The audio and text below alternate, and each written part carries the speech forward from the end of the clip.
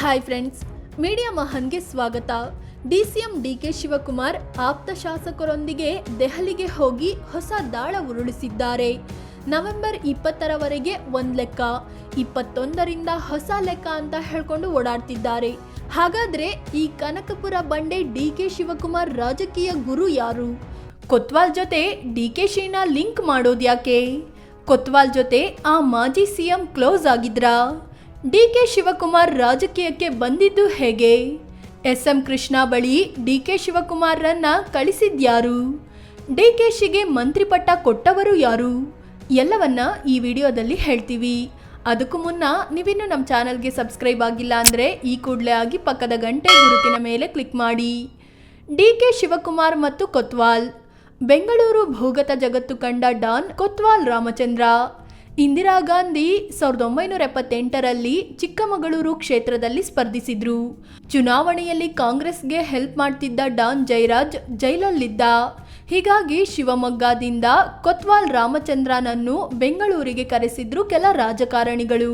ಹೀಗೆ ಕೊತ್ವಾಲ್ ರಾಮಚಂದ್ರಗೆ ಕಾಂಗ್ರೆಸ್ ನಾಯಕರ ಜೊತೆ ಲಿಂಕ್ ಬೆಳೀತು. ಎಷ್ಟರ ಮಟ್ಟಿಗೆ ಅಂದ್ರೆ ಬಂಗಾರಪ್ಪರನ್ನು ನೇರವಾಗಿ ಹೋಗಿ ಕೊತ್ವಾಲ್ ಭೇಟಿಯಾಗ್ತಿದ್ದ. ಏನೇ ಕೆಲಸ ಇರಲಿ, ಕೊತ್ವಾಲ್ ಬಂದಿದ್ದಾನೆ ಅಂದ್ರೆ ಬಂದು ಮಾತಿಗೆ ನಿಲ್ತಿದ್ರಂತೆ ಬಂಗಾರಪ್ಪ. ಅಷ್ಟು ಆತ್ಮೀಯತೆ ಅವರಲ್ಲಿತ್ತು. ಅಂದಿನ ರಾಜಕೀಯದಲ್ಲಿ ವಿದ್ಯಾರ್ಥಿ ಸಂಘಟನೆಗಳು ಕೂಡ ಅಷ್ಟೇ ಪ್ರಮುಖ ಪಾತ್ರ ವಹಿಸ್ತಿದ್ವು. ಆಗ NSUIನಲ್ಲಿದ್ದ ಡಿಕೆ ಶಿವಕುಮಾರ್ LN ಮೂರ್ತಿಯಂತಹ ಕಾಂಗ್ರೆಸ್ ನಾಯಕರ ಜೊತೆ ಕಾಣಿಸಿಕೊಳ್ತಿದ್ರು. ಆ LN ಮೂರ್ತಿ ಕೊತ್ವಾಲ್ ಜೊತೆ ನಂಟು ಹೊಂದಿದ್ರು. ಹೀಗೆ ಡಿಕೆ ಶಿವಕುಮಾರ್ಗೂ ಕೊತ್ವಾಲ್ಗೂ ನಂಟಿದೆ, ಅವರ ಶಿಷ್ಯ ಅಂತೆಲ್ಲ ಈಗಲೂ ಬಿಜೆಪಿಗರು ಆರೋಪಿಸ್ತಾ ಇರ್ತಾರೆ. ಬಂಗಾರಪ್ಪ ಮೂಲಕ ರಾಜಕೀಯಕ್ಕೆ ಎಂಟ್ರಿ. NSUI ನಾಯಕರಾಗಿದ್ದ ಡಿಕೆ ಶಿವಕುಮಾರ್ ಜನರಲ್ ಹಾಸ್ಟೆಲ್ನಲ್ಲಿ ಇರ್ತಿದ್ರು. ಅದೇ ಜನರಲ್ ಹಾಸ್ಟೆಲ್ನಲ್ಲಿ ಕೊತ್ವಾಲ್ ಗ್ಯಾಂಗ್ ಕೂಡ ಬಿಡಾರ ಹೂಡಿತ್ತು. ಬಂಗಾರಪ್ಪ ಕೊತ್ವಾಲ್ ಗ್ಯಾಂಗ್ಗೆ ಓಪನ್ ಆಗಿಯೇ ಸಪೋರ್ಟ್ ಮಾಡ್ತಿದ್ರಂತೆ. ಅದೇ ರೀತಿ LN ಮೂರ್ತಿ ಕೊತ್ವಾಲ್ ಮತ್ತು ಬಂಗಾರಪ್ಪ ಇಬ್ಬರ ಜೊತೆಗೂ ಲಿಂಕ್ ಹೊಂದಿದ್ರು. ಆ LN ಮೂರ್ತಿಗೆ ಡಿಕೆ ಶಿವಕುಮಾರ್ ಕ್ಲೋಸ್ ಆಗಿದ್ರು. ಹೀಗೆ ಡಿಕೆ ಶಿವಕುಮಾರ್ಗೆ ಬಂಗಾರಪ್ಪನವರ ನಂಟು ಬೆಳೀತು. ಆದರೂ ಕೂಡ ಡಿಕೆ ಶಿವಕುಮಾರ್ ಬಂಗಾರಪ್ಪ ಭೇಟಿಗೆ ಅಂತ ಹೋದ್ರೆ ಅವರ ಜೊತೆಗಿದ್ದ ಲೀಡರ್ಗಳು 3-4 ಗಂಟೆ ಕಾಯಿಸ್ತಿದ್ರಂತೆ. ಆದರೂ ಡಿಕೆ ಶಿವಕುಮಾರ್ ಪಟ್ಟು ಬಿಡ್ತಿರ್ಲಿಲ್ಲ. ಬಂಗಾರಪ್ಪರನ್ನ ಭೇಟಿಯಾಗಿಯೇ ಬರ್ತಿದ್ರು. ಹೀಗೆ ಕಾಲ ಕಳೆದಂತೆ ಬಂಗಾರಪ್ಪನವರ ಶಿಷ್ಯನಾಗಿ ಗುರುತಿಸಿಕೊಂಡ್ರು. ಡಿಕೆ ಶಿವಕುಮಾರ್ಗೆ ಬಂಗಾರಪ್ಪ ಪ್ರಾಮಿಸ್.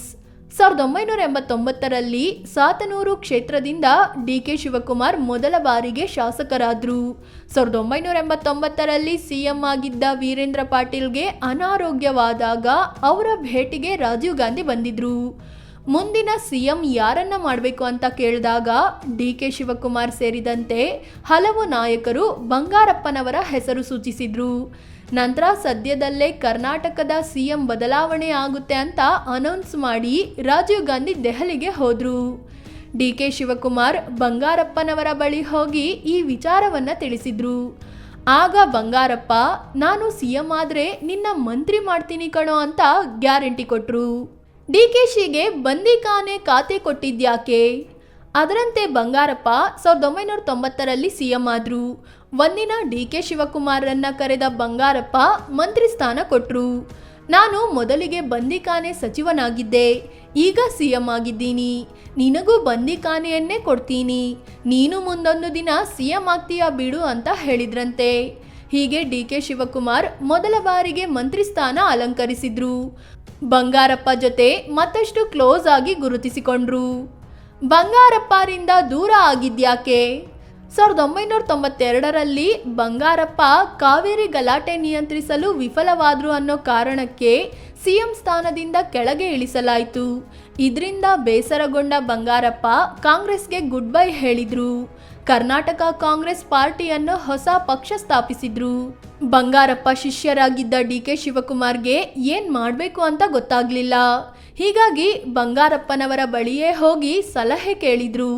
ಮುಂದೆ ಏನ್ ಮಾಡೋದು, ಕಾಂಗ್ರೆಸ್ನಲ್ಲೇ ಇರಬೇಕಾ, ನಿಮ್ಮ ಹೊಸ ಪಕ್ಷಕ್ಕೆ ಸೇರ್ಬೇಕಾ ಅಂತ. ಆಗ ಬಂಗಾರಪ್ಪ, ನನ್ನ ಹೊಸ ಪಕ್ಷಕ್ಕೆ ಬರಬೇಡ, ಕಾಂಗ್ರೆಸ್ನಲ್ಲೇ ಇರು, SM ಕೃಷ್ಣ ಅವರ ಜೊತೆ ಹೋಗಿ ಸೇರ್ಕೋ ಅಂತ ಹೇಳಿದ್ರು. ಅದರಂತೆ DK ಶಿವಕುಮಾರ್ ನಂತರದಲ್ಲಿ SM ಕೃಷ್ಣ ಜೊತೆ ಸೇರ್ಕೊಂಡ್ರು. SM ಕೃಷ್ಣರ ನೀಲಿಗಣ್ಣಿನ ಹುಡುಗ ಅಂತಲೇ ಫೇಮಸ್ ಆದ್ರು.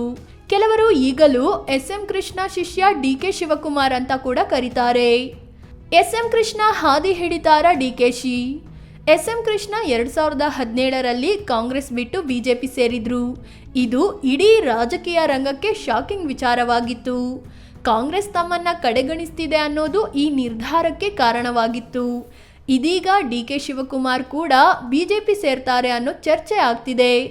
ಯಾಕಂದ್ರೆ 2023ರಲ್ಲಿ ಚುನಾವಣೆ ಗೆದ್ದಾಗ ಒಂದು ಡೀಲ್ ಆಗಿತ್ತು. ಅದೇ 2.5 ವರ್ಷ ಸಿದ್ದರಾಮಯ್ಯ CM, ಮತ್ತೆ 2.5 ವರ್ಷ DK ಶಿವಕುಮಾರ್ CM ಅಂತ. ಆ ಡೀಲ್ ಪ್ರಕಾರ ಸಿದ್ದರಾಮಯ್ಯರ ಅವಧಿ ಸೆಪ್ಟೆಂಬರ್ಗೆ ಮುಗಿದಿದೆ.